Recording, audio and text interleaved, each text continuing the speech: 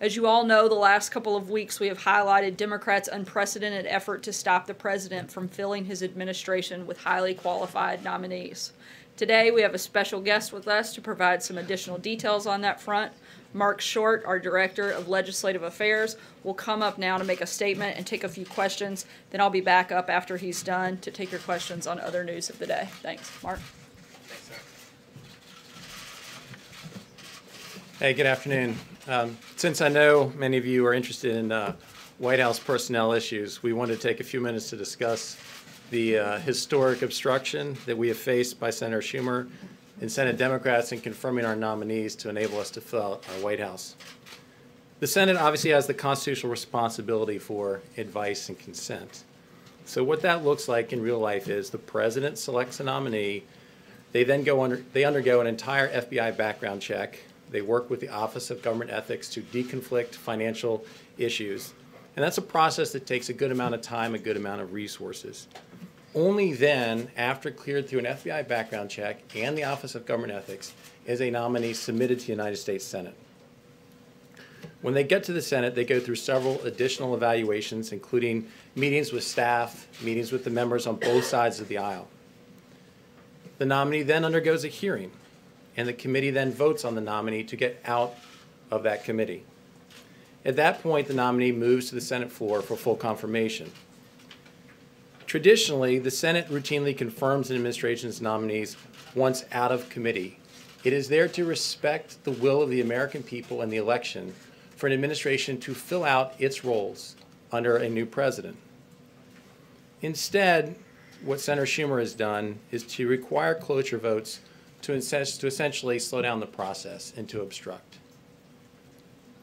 At this point, in the past 4 administrations combined, the last 4 administrations, the Senate had conducted 17 cloture votes combined. Cloture vote, in essence, being a filibuster on a nominee. 17 cloture votes in the last 4 administrations combined at this point. Today, the Senate has had 79 cloture votes in the first 14 months of our administration. 17 over the last 4 administrations versus 79 in the first 14 months of our administration. That is roughly 5 times the number of the last 4 administrations combined. Senator Schumer is essentially weaponizing a Senate procedure and demanding cloture votes on our nominees that he even eventually supports. 11 of the president's nominees have been approved without a single dissenting vote, yet still forced to go through 30 hours of debate to essentially slow down the Senate calendar simply for the purpose of obstruction. Even Senate Democrats have begun to call this out and to say it is getting to the point of ridiculous. At this rate, the United States Senate would take 11.5 years to confirm our nominees. 11.5 years to confirm our nominees. So let me give you one more example of the comparison historically. In the first entire term of the George H.W. Bush administration, his entire 4 years, he faced 1 cloture vote. In the entire 4 years of the Clinton administration, he faced 10 cloture votes. Under the George W. Bush administration, the entire first term, he faced 4 cloture votes. Barack Obama faced 17 in his first entire 4 years. We have faced 79 in our first 14 months. That adds up to 32 combined in the entire first 4 years of those administrations, relative to 79 in our first less than a year and a half. So let me give a couple more illustrations of specific individuals. Pat Pizzella is our nominee to be the Deputy Secretary of the Department of Labor. We still do not have a Deputy Secretary, a number 2 person at the Department of Labor. Pat Pizzella was nominated 269 days ago. He was reported out of committee in October. He was confirmed in the George W. Bush administration by a unanimous voice vote. So he's already been confirmed by a previous Congress without any dissension. And yet, 269 days later, we still do not have a Deputy Secretary at the Department of Labor. At the EPA, Deputy Administrator Andrew Wheeler. He was nominated 152 days ago. Scott Pruitt still to this day does not have a deputy, a number 2 serving at the EPA. He was reported out of committee in November. Yalim Poblit will be Assistant Secretary for Arms Control at the Department of State when confirmed. Obviously, arms control is an important issue for national security and particularly heightened in light of upcoming negotiations with North Korea. She was nominated 298 days ago and has been previously a staff director of the House Foreign Affairs Committee. Isabel Patalunas, nominated 270 days ago, reported out of committee in July, has been nominated to be Assistant Secretary of the Treasury for Intelligence and Analysis. This helps work with many of the sanctions that you have covered. So many of these positions, in fact, are national security positions. And lastly, Kevin McAleenan, to be Commissioner of the Customs and Border Patrol, was nominated 298 days ago. Obviously, it's been a priority of this administration to highlight the security threats we face at our southern border. Kevin, in taking that role, will be safeguarding our borders and helping to prevent terrorists and contraband from entering the United States. Yet Congress and the Senate continues to dither and not have a confirmation vote. We're pleased that he finally got through a cloture vote last week. We expect him to be confirmed on Monday night, but 298 days later, as the American people have been anxious to make sure that our borders being secured, we still don't have a head of Customs and Border Patrol. So this level of obstruction is beyond historic. It is something that, as you, I know, are very focused on personnel inside the White House. We ask that you also shed light on the historic obstruction that's happened in the United States Senate to make sure that we are able to fill out our administration to do the job of the American people and to help make sure that our country is safe and secure. Thanks a lot, Mark. Thanks for coming out. You mentioned the plight of your nominee at the State Department for the arms control position, and you mentioned the need for having that person for the upcoming negotiations with North Korea. Yet you still do not have a nominee to be the U.S. ambassador to South Korea. Why is that? When will you have that nominee? And is that position also important for your efforts? Sure. I think that there's been several conversations about that internally with putting forward nominees that as they go through that process, in many cases it gets so delayed and so long that nominees have withdrawn from the process before actually being submitted to the Senate. So there's a couple examples where that's happened recently. That includes that post, but we've been having ongoing conversations about nominating someone soon. Yeah. On Rick Grinnell, the ambassador, President's nominee for ambassador to Germany, which senator is actually holding out the nomination, withholding unanimous consent? And why doesn't Senate Majority Leader Mitch McConnell just, and is there any reason given for withholding unanimous consent? And why doesn't Senate Majority Leader Mitch McConnell just force a vote on the nominee? Thanks. Mary Elizabeth is one of the stars on our team who's been with us from day one, and she helped to staff Justice Gorsuch through confirmation, helped to shepherd him through, and is the one in charge of our nominations. So I'm going to phone a friend on that one. But Grinnell got out of committee, right? And so basically he's waiting for a final vote on the Senate floor. Yes. And so that, I believe he got out of committee several months back. So he's another one that should be on our list of those that has been waiting. The challenge that Leader McConnell faces when you're not allowed to just bring up for a voice vote, you have to go through a cloture, then he has to prioritize these. And that is one more of our nominees that simply has been historically obstructed. Yeah. Well, thanks. You know well what goes on the Hill. This is part of the toxic nature that's been going on for several years. I mean, the Democrats are pushing back because of the Republicans.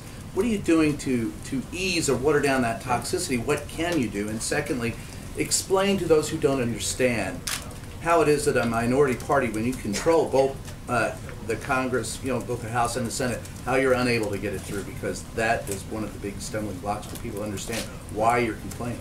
Right. Well, I think that the reality is that this is a Senate process. It's not a House process. But as you nominate the candidate to the Senate for a personnel issue, the Senate has the ability to go through the nomination process, the committee process, but it requires a supermajority to get past the motion to proceed. And what the Senate has done is they've basically said, we're going to require a cloture vote on these nominees, where historically, once out of committee, they would bring it to the Senate floor, they would just require an up or down vote. And you say that it's part of the toxicity that's been going on for some time. I think that's the point we're trying to make, is this hasn't been going on for some time. This has not been the tradition of the United States Senate to do what they're doing right now under Senator Schumer. It has not happened. It's the numbers I went through. We faced, again, 4 times the number of cloture votes in 14 months in the last 4 terms combined, the last 16 years of the first term of the presidency. So this is not what's historically been done. See it as a reflection of, for example, when Obama was in office and the Republicans said they're going to make it their prime concern not to pass any legislation that Obama favored. Don't you see that as part of the problem? I think part of the challenge is the American people got so frustrated with the way that Washington worked that they elected an outsider to come to Washington to try to help fix it.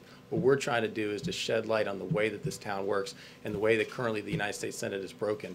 And yes, we are assigning that blame to Senator Schumer and his team of Democrats because in many cases, even the fellow Democrats are saying the level of this is getting absurd and it's time that we allow the president to fill out his administration. Republicans don't bear any of the blame?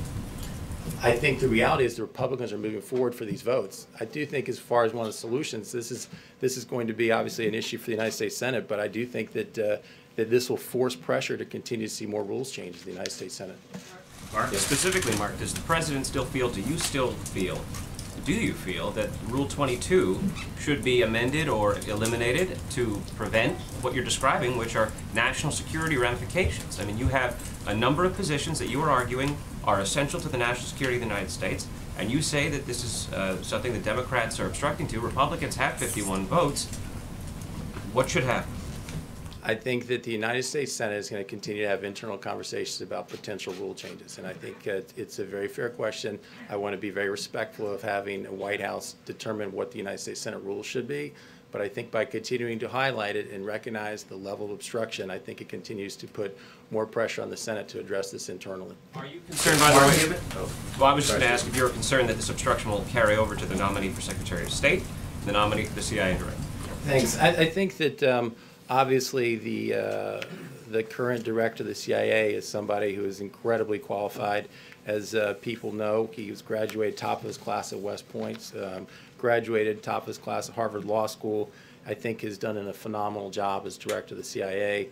And when he went through that process, earned bipartisan support to be director of the CIA. So we would certainly hope that, considering only 14 months ago, 15 Senate Democrats crossed over to support his nomination, that they would also support his nomination to be Secretary of State. Likewise, we feel that Gina is uniquely qualified as somebody who has served in the CIA for 33 years, has been a station chief in multiple localities, has been commended by Democrats and Republicans alike for those that she served under in previous administrations.